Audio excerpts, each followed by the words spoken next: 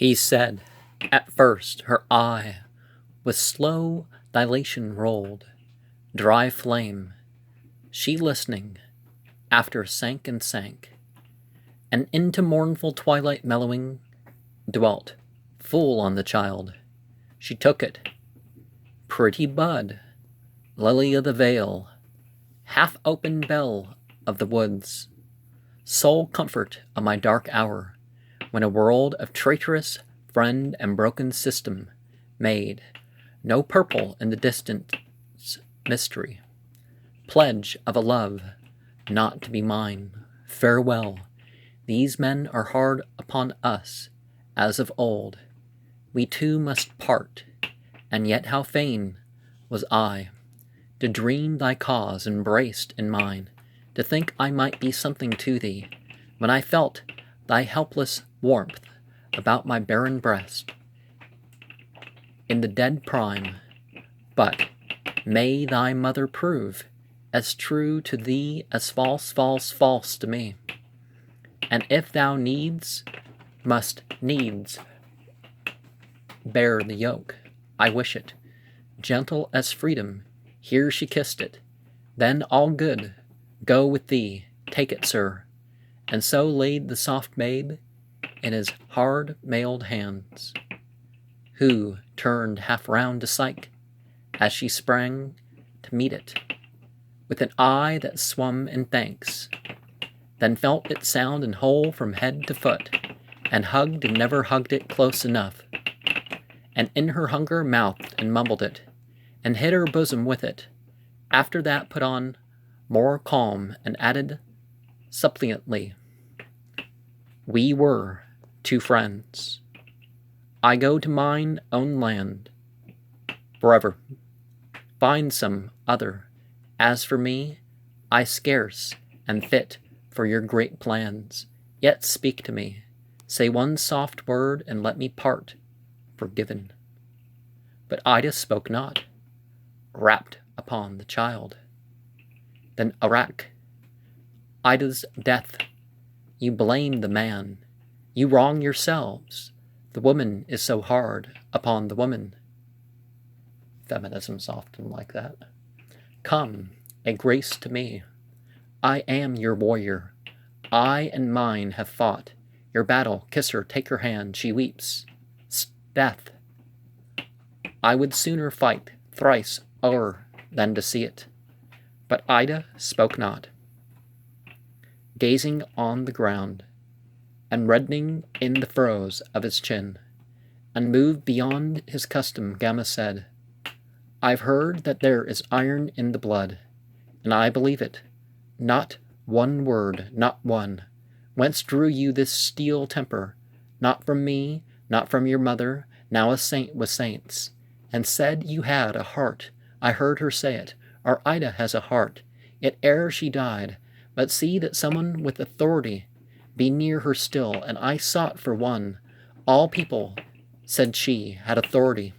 The Lady Blanc. Much profit, not one word. No, though your father sues, see how you stand, stiff as Lot's wife, and all the good knights maimed. I trust that there is no one hurt to death for our wild whim, and it was then for this. Was it for this we gave our palace up, where we withdrew from summer heats and state, and had our wine and chests beneath the plains, and many a peasant hour with her that's gone, ere you were born to vex us? Is it kind? Speak to her. I say, is this not she of whom, when first she came all flushed, you said to me, now had you got a friend of your own age? Well, it's really beyond age things, isn't it? Now could you share your thought? Now should men see two women faster welded in one love than pairs of wedlock? She you walked with, she you talked with, whole nights long, up in the tower of sign and arc, spheroid and azimuth, and right ascension, heaven knows what, and now, a word but one little kindly word. not one to spare her. Out upon you, flint! You love not her, nor me, nor any, nay. You shame your mother's judgment too, not one. You will not well, no heart have you, are such as fancies like the vermin in a nut, have fretted all to dust and bitterness. So said the small king, moved beyond his wont. But Ida stood, nor spoke, drained of her force, by many a varying influence, and so long, down through her limbs a drooping languor wept, her head a little bent, and on her mouth a doubtful smile dwelt, like a clouded moon. In a still water, then brake out my sire, lifted his grim head from my wounds. O you, woman, whom we thought woman even now, and were half fool to let you tend our son, because he might have wished it, but we see, the accomplice of your madness unforgiven, and think that you might mix his draught with death. When your skies change again, the rougher hand is safer. On to the tents. Take up the prince. He rose, and while each ear was pricked to attend, a tempest through the cloud that dimmed her broke, a genial warmth and light once more, and shone through glittering drops on her sad friend. Come hither. O Psyche, she cried out, embrace me, come. Quick, while I melt, make reconciliament sure with one that cannot keep her mind an hour. Come to the hollow here.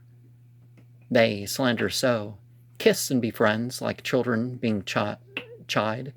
I seem no more. I want forgiveness too. I should have had to do with none but maids, that have no links with men. Ah, false but dear, dear traitor, too much loved. Why, yet see, before these kings we embrace you yet once more, with all forgiveness, all oblivion, and trust not love you less. And now, O sire, grant me your son to nurse, to wait upon him, like mine own brother, for my debt to him. This nightmare weight of gratitude, I know it, taunt me no more. Yourself and yours shall have free audit, and we will scatter all our maids, till happier times, each to her proper hearth. What use to keep them here now? Grant my power. Help, father, brother, help. Speak to the king. Thaw this male nature to some touch of that, which kills me with myself, and drags me down from fixed height, to mob me up with all the soft and milky rabble of womankind. Poor weakling, even as they are. Passionate tears followed. The lady replied not. Cyril said, your brother, Lady Florian, ask for him of your great head, for he is wounded too, that you may tend upon him with the prince. So, said Ida, with a bitter smile, our laws are broken. Let him enter too. Then Violet, she sang that song, mournful song, and had a cousin tumbled on the plain, positioned too for him. So, she said, I stagger in the stream, I cannot keep my heart an eddy from the brawling hour. We break our laws with ease, but let it be. You know, both liberalism and conservatism is get into them, huh? So, said Blanc, amazed am I to her. Your Highness, but your Highness breaks with ease. The law your Highness did not make. 'Twas I. I had been wedded, wife. I knew mankind and blocked them out, but these men came to woo your Highness, barely, I think, to win. So she, and turned askance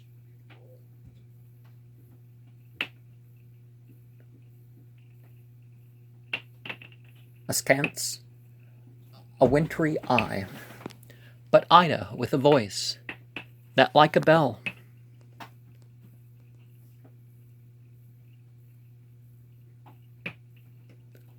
tolled by an earthquake in a trembling tower, rang ruin, answered full of grief and scorn.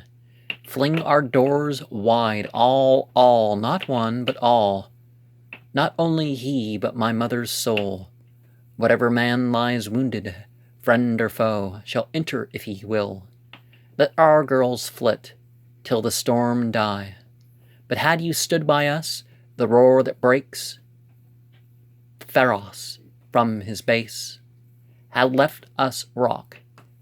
She faint would sting us too, but shall not pass and mingle with your likes. We brook no further insult, but are gone. She turned the very nape of her white neck, was raised with indignation. But the prince, her brother, came, the king her father charmed, her wounded soul with words, nor did mine own refuse her proffer. Lastly gave his hand, and they lifted up dead weights, and bare straight to the doors. To them the doors gave way, groaning, and in the vestal entry shrieked the virgin marble under iron heels. And on they moved and gained the hall, and there rested, but great the crush was, and each base, to left and right, of those tall columns drowned in silken fluctuation, and the swarm of female whisperers. At the further end, close, was Ida by the throne, the two great cats close by her, like supporters on a shield, bow-backed with fear, but in the center stood the common men with rolling eyes. Amazed they glared upon the women, and aghast the women stared at these, all silent, save when armor clashed or jingled, while the day, descending, struck athwart the hall, and shot a flying splendor out of brass and steel, that o'er the statues leapt from head to head. Now fired an angry Pallas on the helm, now set a wrathful Dian's moon on flame, and now and then an echo started up, and shuddering fled from room to room, and died, affright in far apartments. I guess every chapter has to have something astrological. Then the voice of Ida sounded, issuing ordinance, and to me they bore up the broad stairs and through the long-laid galleries, past 100 doors, to one deep chamber, shut from sound and dew, to languid limbs and sickness left me in it. The others otherwhere they laid, and all that afternoon a sound arose of hoof and chariot, many a maiden passing home, till happier times, but some were left of those held saggest, and the great lords out and in, from those two hosts that lay beside the walls, walked at their will, and everything was changed. Ask no more.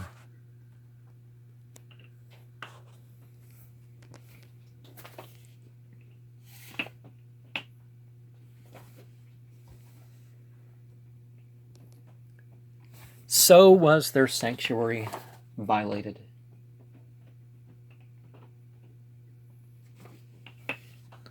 So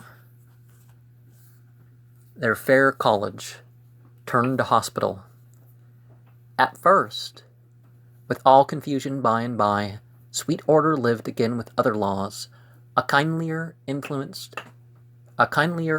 reigned, and everywhere low voices with the ministering hand hung round the sick. The maidens came, they talked, they sang, they read, till she not fair began to gather light, and she that was became her former beauty treble, and to and fro, with books, with flowers, with angel offices, like creatures native, and gracious act, and in their own clear element they moved. But sadness on the soul of Ida fell, and hatred of her weakness, blent with shame. Old studies failed, seldom she spoke, but oft clomb to the roofs, and gazed alone for hours on that disastrous Ligurer, swarms of men, darkening her female field. Void was her use, and she, as one that climbs a peak to gaze o'er land and main, and sees a great black cloud drag inward from the deeps, a wall of night, blot out the slope of the sea from verge to shore, and suck the blinding splendor from the sand, and quenching lake by lake, and turn by turn, and tarn by tarn, expunge the world. So fared she gazing there, so blackened all her world in secret. Blank and waste it seemed, and vain, till down she came, and found fair peace once more among the sick. And twilight dawned, and morn by morn the lark shut up and shrilled in flickering gyres, but I lay silent in the muffled cage of life, and twilight gloomed, and broader grown, and bowers drew the great night into themselves, and heaven, star after star arose and fell, but I, deeper than those weird doubts could reach me, lay, quite sundered from the moving universe, nor knew what eye was on me, nor the hand that nursed me, more than infants in their sleep. But Psyche tended Florian. With her oft Melissa came, for Blanc had gone, but left her child among us, willing she should keep court favor. Here and there the small bright head, a light of healing, glanced about the couch, or through the parted silks the tender face peeped, shining in upon the wounded man, with blush and smile, a medicine in themselves, to while the length from languorous hours, and draw the sting from pain. Nor seemed it strange that soon he rose up whole, and those fair charities joined at her side. Nor stranger seemed that hears, so gentle, so employed, should close in love, that when 2 dewdrops on the petals shake to the same sweet air, and tremble deeper down, and slipped at once, all fragrant, into one, less prosperously, the second suit obtained. At first with Psyche, not though Blanc had sworn that after that dark night among the fields, she needs must wed him for her own good name, not though he built upon the babe restored, nor though she liked him, yielded she, but feared to incense the head once more, till on a day when Cyril pleaded, Ida came behind, but seen of Psyche, on her foot she hung a moment, and she heard, at which her face a little flushed, and she passed on, but each assumed from thence a half consent involved in stillness, plighted troth, and were at peace. Not only these, love in the sacred halls held carnival at will, and flying struck with showers of random sweet on maid and man. Nor did her father cease to press my claim, nor did mine own, now reconciled, nor yet did those twin brothers, risen again and whole, our Iraq satiate with his victory. But I lay still, and with me oft she sat. Then came a change, for sometimes I would catch her hand in wild delirium, gripe it hard, and fling it like a viper off, and shriek, You are not Ida. Clasp it once again, and call her Ida, though I knew her not. and call her sweet, as if in irony, and call her hard and cold, which seemed a truth, and still she feared that I should lose my mind, and often she believed that I should die, till out of long frustration of her care, and pensive tendance in the all-weary noons, and watches in the dark, when clocks throb thunder through the palace floors, are called on flying time from all their silver tongues, and out of memories of her kindlier days, and sidelong glances at my father's grief, and at the happy lover's heart and heart, and out of hauntings of my spoken love, and lonely listenings to my muttered dream, and often feelings of the helpless hands, and wordless broodings on the wasted cheek, from all a closer interest flourished up, tenderness touch by touch, and last to these, love like an alpine harebell hung with tears by some cold glacier, frail at first, and feeble, all unconscious of itself, but such as gathered color day by day. Last, I woke sane, but well nigh close to death. For weakness, it was evening, silent light, slept on the painted walls, wherein we wrought 2 grand designs.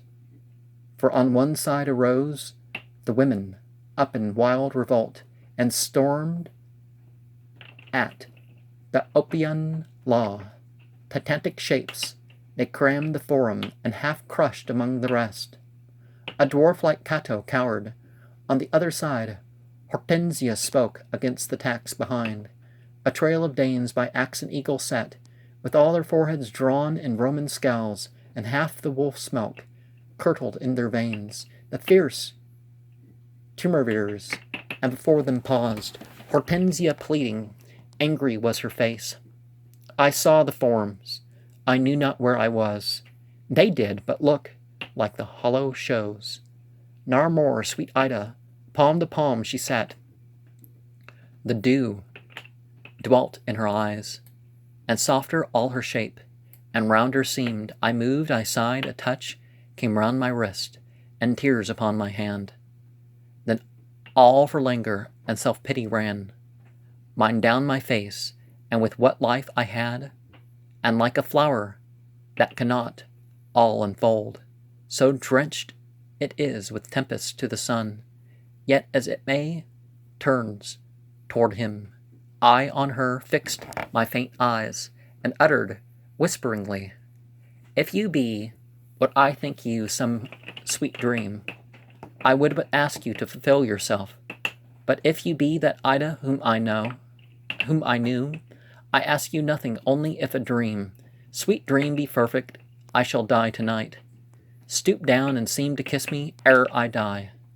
I could no more but lay like one in trance, that hears his burial talked of by his friends, and cannot speak nor move, nor make one sign, but lies and dreads his doom. She turned and paused. She stooped, and out of languor leapt a cry, like fiery passion from the brinks of death. And I believe that in the living world my spirit closed with Ida's at the lips, till back I fell, and from mine arms she rose, glowing all over, noble shame, and all her falser self slipped from her like a robe, and left her woman, lovelier in her mood than in her mould, that other, when she came from barren deeps to conquer all with love, and down the streaming crystal dropped, and she far fleeted by the purple isles, at the purple island sides, naked, a double light in air and wave, to meet her graces where they decked her out, for worship without end, nor end of mine, stateliest for thee, but mute she glided forth, nor glanced behind her, and I sank and slept filled, though, filled through and through with love, a happy sleep.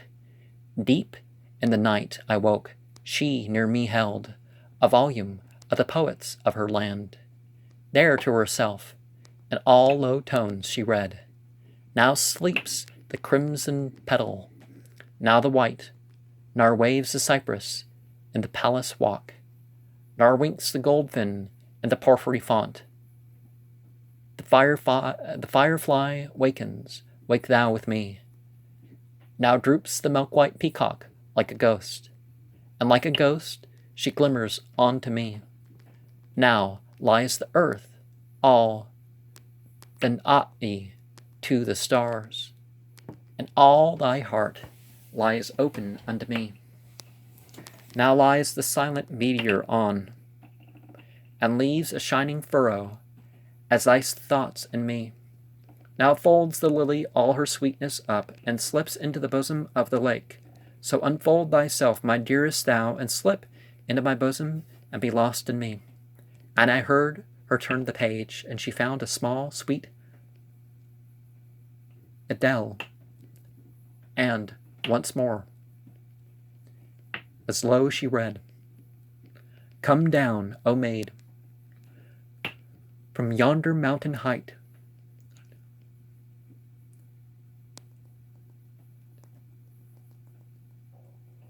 what pleasure lives in height?" the shepherd sang. "In height, and cold, and splendor of the hills, but cease to move so near the heavens, and cease to glide a sunbeam by the blasted pine, to sit a star upon the sparkling spire, to come, for love is of the valley, come, for love is of the valley, come thou down, and find him by the happy threshold, he are hand in hand with plenty in the maze, are red with spurted purple of the vats, are fox-like in the vine, nor cares to walk with death and mourning on the silver horns. Nor wilt thou snare him in the white ravine, nor find him dropped upon the firths of ice, that huddling slant in furrow-cloven falls, to roll the torrent out of the dusky doors, but follow, let the torrent dance thee down, to find him in the valley. Let the wild lean-headed eagles yelp alone, and leave the monstrous ledges there to slope, and spill their thousand wreaths of dangling water smoke, that like a broken promise waste in air. So waste thou not, but come, for all the veils await thee, azure pillars of the hearth arise to thee. The children call, and I, thy shepherd, pipe, and sweet is every sound, sweeter thy voice, but every sound is sweet, myriads of rivulets hurrying through the lawn, the moan of doves in immemorial elms, and murmuring of innumerable bees. So low-toned, while with shut eyes I lay, listening, then looked. Pale was the perfect face, the bosom with long sighs labored, and meek seemed the full lips, and mild the luminous eyes, and the voice trembled, and the hand, she said, brokenly, that she knew it, and she had failed in sweet humility, and failed in all, that all her labor was but as a block left in the quarry, but she still were loath to yield herself to one that wholly scorned to help their equal rights. Against the sons of men and barbarous laws, she prayed me not to judge their cause from her that wronged it, sought far less for truth than power, and knowledge something wild within her breast. A greater than all knowledge beat her down, and she had nursed me there from week to week. Much had she learned in little time. In part, it was ill counsel had misled the girl to vex true hearts, yet she was but a girl. Ah, fool, and made myself a queen of farce. When comes another such, never, I think, till the sun drop dead from the signs. Whether ideals or in fiction or in, the peak of humanity, don't be too disappointed if you fall short of that, right? Her voice choked and her forehead sank upon her hands, and her great heart, through all the thoughtful past, went sorrowing in a pause I dared not break, till notice of a change in the dark world was lisped about the acacias, and a bird that early woke to feed her little ones sent from a dewy breast a cry for light. She moved, and at her feet the volume fell. Sometimes we have to go through the darkness in order to reach where we're supposed to be, right?